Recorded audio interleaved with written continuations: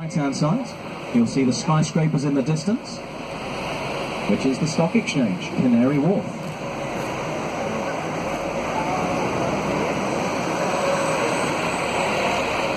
There it is to your right.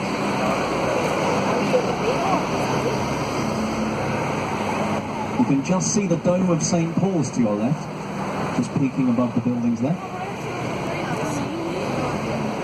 And as we reach the centre, just as we jump the gap, just above us here, you'll see the walkways with glass floors. For the more daredevil among you. It's so worth it. It really is such good fun.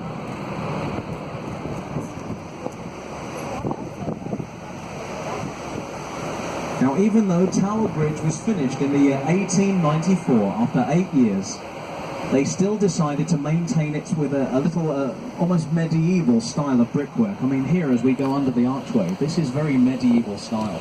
They wanted this to look a lot older than it really was, because then it would match its next-door neighbour, here on the left-hand side, the Tower of London. They began to build the Tower of London in the year 1078. Somehow this thing has survived World War, plague, revolution. Even the Great Fire of London couldn't take this thing down. On the outside wall, you'll see chimneys and rooftops all the way along. Those are houses, because people do live here. They are the guards of the tower, known as the Beefeaters. And on the outside wall, you'll see the remnants of a bygone age. All of the crosses carved in. The archers' windows. Archers would stand behind there with bows and arrows. The archers have Sundays off, so we're okay.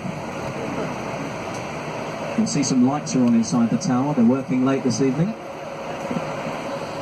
Now the guards get to live here with their families. So they have their partners and their children in here. Children grow up within the walls of the tower. I still find that extraordinary. I would highly recommend a visit here. This is one of the top 3 things in London.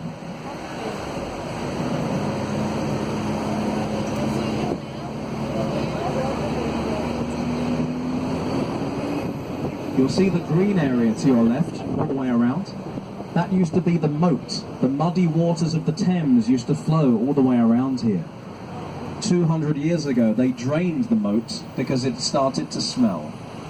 For many centuries, Londoners had neglected the river, and sadly, the moat actually suffered the most, because there was no real tide on it, really. Just when the tide of the water came and went, everything pretty much stayed here in the moat itself. You could smell the moat from a few miles away. That's how bad it was. You can only imagine how bad it was for those trapped within the smell, all the way around them, within the tower. Luckily though, those days are long gone. They have the lawn down there, and if you look down to your left, you'll see they've built something down there. That's a gazebo just down there. That's where they have private parties.